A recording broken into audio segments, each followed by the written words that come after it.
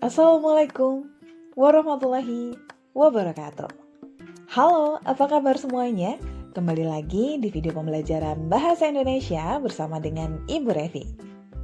Baik, sebagai bentuk persiapan bagi kalian siswa-siswi kelas 9, maka pada video kali ini Ibu akan membahas soal-soal khususnya soal asesmen daerah. Mulai dari materi, contoh soal, pembahasan, serta tips bagaimana cara mudah mengerjakannya. Namun, pada video kali ini kita hanya akan fokus membahas pada salah satu kisi-kisi yang akan keluar dalam soal asesmen daerah, yakni tentang ide pokok. Maka dari itu, untuk penjelasannya kita simak video berikut.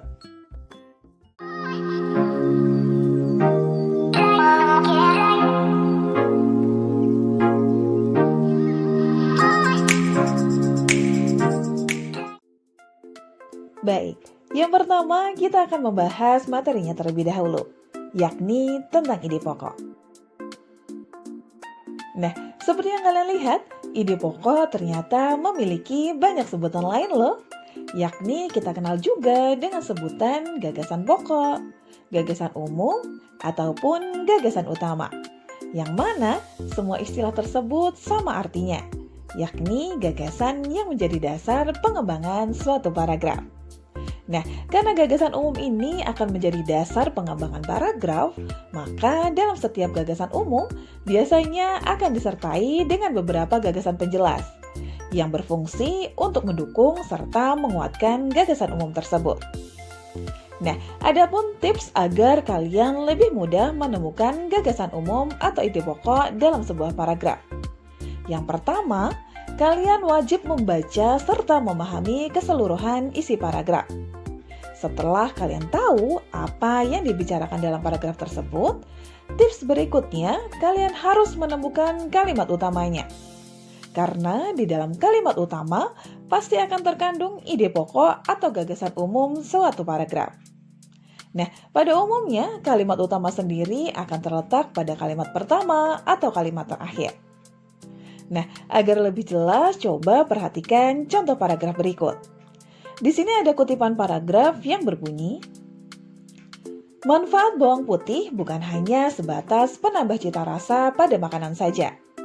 Lebih dari itu, ada segudang manfaat bawang putih bagi kesehatan yang belum banyak diketahui. Rempah dengan aroma dan rasa yang khas ini memiliki senyawa khusus yang dapat menunjang kesehatan manusia. Ada beberapa senyawa yang dimiliki bawang putih, seperti vitamin B6, vitamin C, selenium, dan mineral penting lainnya. Nah, sekarang kita akan mulai mencoba mencari gagasan atau ide pokok dalam paragraf tersebut. Pertama, kita tadi sudah membaca keseluruhan isi paragraf, yang mana isi paragraf tersebut kurang lebihnya membicarakan tentang manfaat bawang putih. Nah, langkah berikutnya kita harus menemukan kalimat utama dalam paragraf tersebut. Tadi sudah disampaikan bahwa kalimat utama pada umumnya terletak pada kalimat pertama atau kalimat terakhir saja. Nah, sekarang coba perhatikan kalimat pertama dan terakhir dalam paragraf tersebut. Kira-kira menurut kalian kalimat mana yang paling sesuai menjadi kalimat utama? Yang mana di dalamnya terkandung ide pokok atau gagasan umum.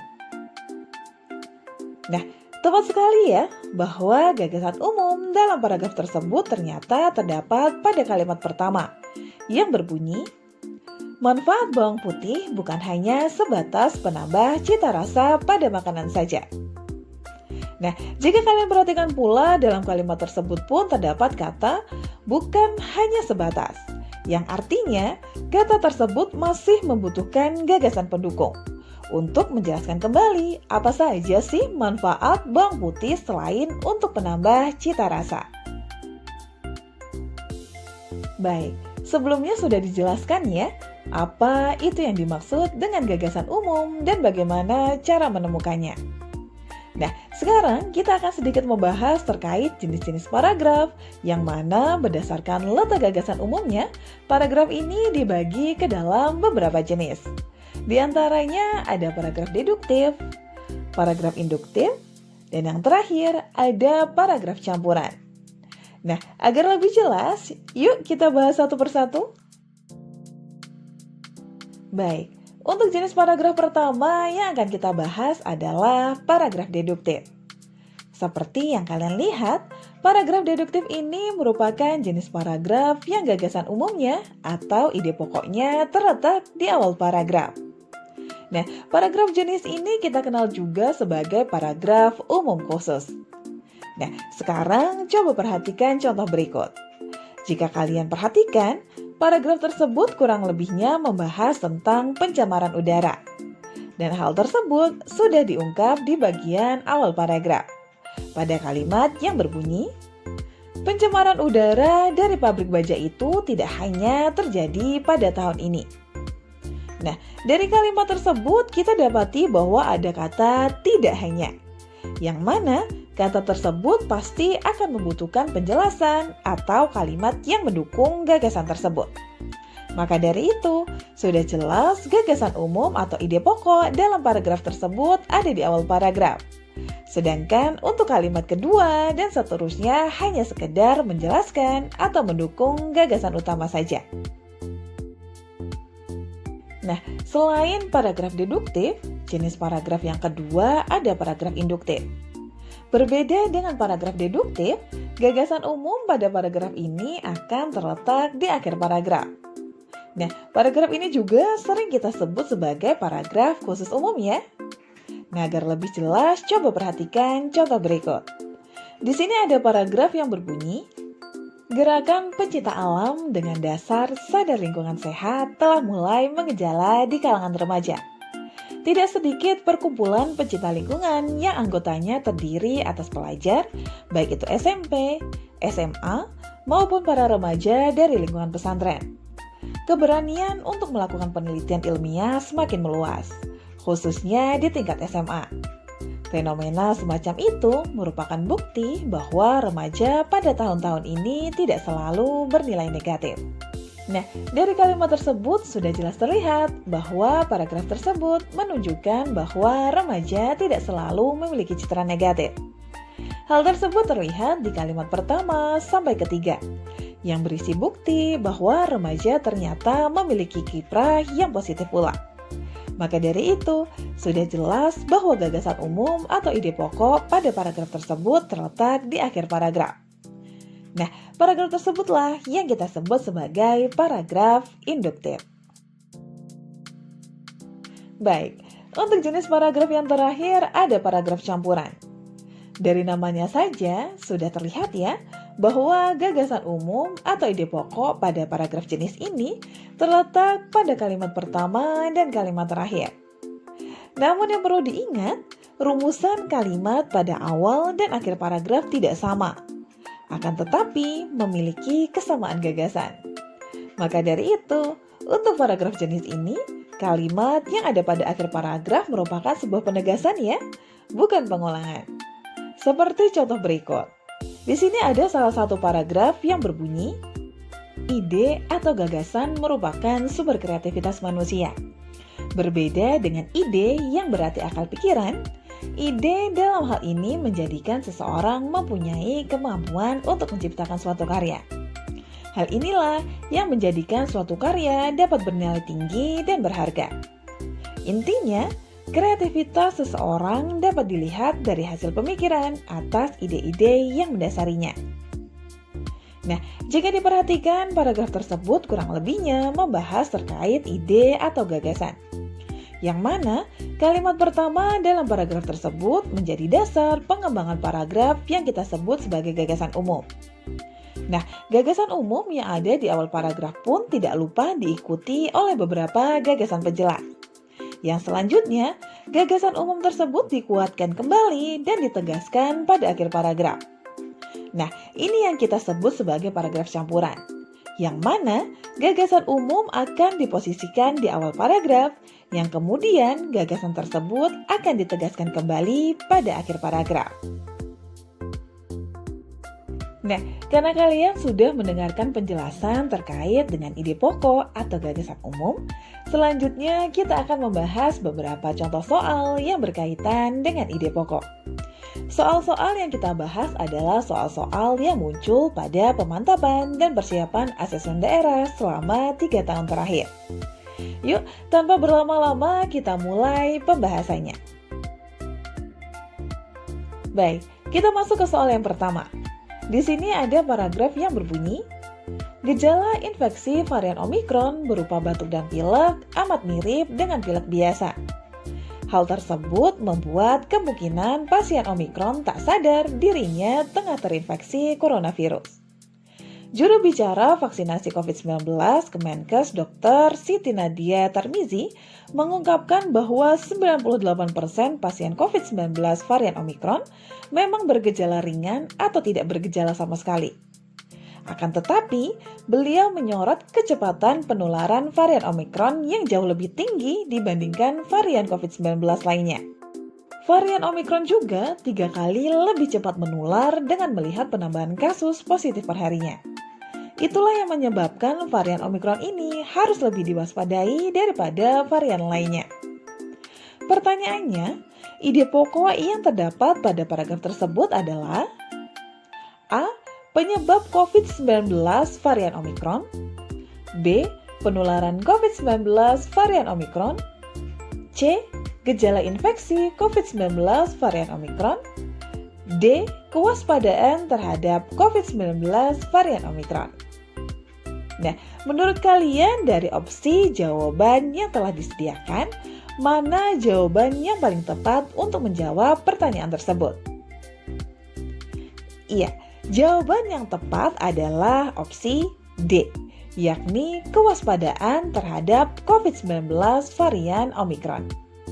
Yang mana ide pokok tersebut dapat kita jumpai di akhir paragraf, pada kalimat yang berbunyi, itulah yang menyebabkan varian Omikron ini harus lebih diwaspadai daripada varian lainnya. Nah, kalimat tersebut menjadi ide pokok atau gagasan umum dikarenakan kalimat-kalimat sebelumnya menyebutkan berbagai bukti yang menguatkan bahwa virus COVID-19 varian Omikron ini memang perlu diwaspadai karena memiliki tingkat kecepatan penularan yang jauh lebih tinggi dibandingkan dengan varian COVID-19 lainnya. Meskipun gejala yang ditimbulkan terbilang ringan atau bahkan tidak menimbulkan gejala sama sekali. Baik, selanjutnya kita akan membahas soal yang kedua. Di sini ada paragraf yang berbunyi, Menteri Pendidikan, Kebudayaan, Riset dan Teknologi, Nadiem Makarim mengatakan pada tahun 2022, Kampus Merdeka berencana memiliki 2 program baru. Program yang akan diluncurkan adalah praktisi mengajar untuk mata kuliah di kampus dan program wirausaha. Pada program praktisi mengajar, mahasiswa akan menjadi dosen paruh waktu. Program wirausaha dilakukan oleh mentor-mentor dalam industri untuk membina mahasiswa di bidang yang dipilihnya. Nadiem mengatakan hal tersebut dilakukan agar talenta digital dapat berkembang. Beliau juga menekankan pentingnya program Kampus Merdeka dalam meredefinisi pendidikan S1. Pertanyaannya, ide pokok yang terdapat pada paragraf tersebut adalah A. Pentingnya program Kampus Merdeka. B. Rencana program baru Kampus Merdeka. C. Peluncuran program baru Kampus Merdeka. D. Program praktisi mengajar pada Kampus Merdeka. Nah, menurut kalian opsi jawaban mana yang paling tepat untuk menjawab soal tersebut? Iya, jawaban yang tepat adalah opsi B, yakni rencana program baru Kampus Merdeka. Yang mana ide pokok tersebut dapat kita ketahui dengan mencermati kalimat pertama yang berbunyi, Menteri Pendidikan, Kebudayaan, Riset dan Teknologi Nadiem Makarim mengatakan pada tahun 2022, Kampus Merdeka berencana memiliki 2 program baru. Dalam kalimat tersebut, kita lihat bahwa Kampus Merdeka berencana memiliki 2 program baru. Nah, program apa saja itu? Ternyata belum dijelaskan pada kalimat tersebut. Maka dari itu, kalimat tersebut yang kita sebut sebagai ide pokok atau gagasan umum, yang masih membutuhkan gagasan penjelas untuk menerangkan apa yang hendak disampaikan.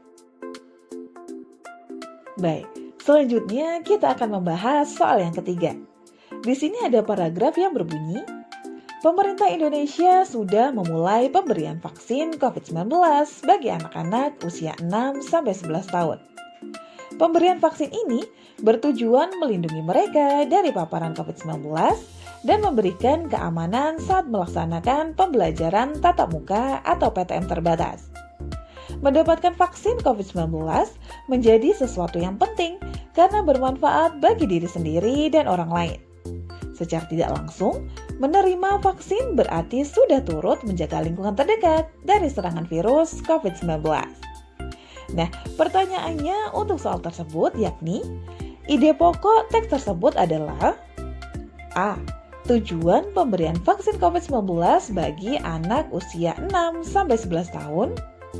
B. Mulainya pemberian vaksin COVID-19 bagi anak usia 6-11 tahun. C. Pemberian vaksin COVID-19 untuk persiapan tatap muka terbatas. D. Berbagai manfaat mendapatkan vaksin COVID-19 bagi anak-anak.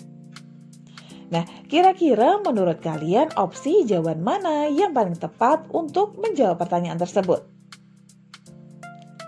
Iya, jawaban yang tepat adalah opsi B, yakni mulainya pemberian vaksin COVID-19 bagi anak usia 6-11 tahun. Hal tersebut dengan mudah dapat kita lihat juga di awal paragraf, yang mana ada kalimat yang berbunyi, pemerintah Indonesia sudah memulai pemberian vaksin COVID-19 bagi anak-anak usia 6-11 tahun. Nah, dari kalimat tersebut kita ketahui bahwa ide pokok atau gagasan umum pada paragraf tersebut terkandung di dalamnya. Baik, berikutnya kita masuk ke contoh soal yang terakhir. Berikut ada paragraf yang berbunyi, terbentuknya berbagai jenis batuan adalah bagian dari proses evolusi bumi yang berlangsung selama miliaran tahun. Selama waktu ini, berbagai kejadian geologis seperti pergeseran lempeng tektonik, letusan gunung berapi, dan pengendapan sedimen telah berkontribusi pada penciptaan dan transformasi batuan di seluruh dunia.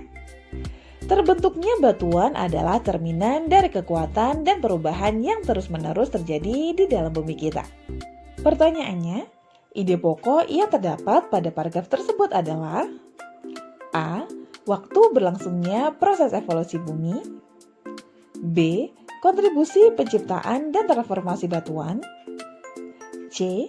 Kekuatan dan perubahan dalam pembentukan batuan. D. Terbentuknya jenis batuan sebagai bagian proses evolusi bumi. Nah, kira-kira menurut kalian, opsi jawaban mana yang paling tepat untuk menjawab soal tersebut? Iya, jawaban yang tepat adalah opsi D, yakni terbentuknya jenis batuan sebagai bagian proses evolusi bumi. Yang mana ide pokok tersebut dapat kita ketahui dengan mencermati kalimat pertama yang berbunyi, terbentuknya berbagai jenis batuan adalah bagian dari proses evolusi bumi yang berlangsung selama miliaran tahun. Sedangkan untuk kalimat kedua dan seterusnya, isinya berupa penjelasan yang menjabarkan kejadian apa saja sih yang terjadi selama miliaran tahun tersebut. Maka dari itu, kalimat kedua dan seterusnya pada paragraf tersebut kita sebut sebagai gagasan penjelas, yang memiliki fungsi untuk menjelaskan serta mendukung gagasan umum yang sudah disampaikan di awal paragraf.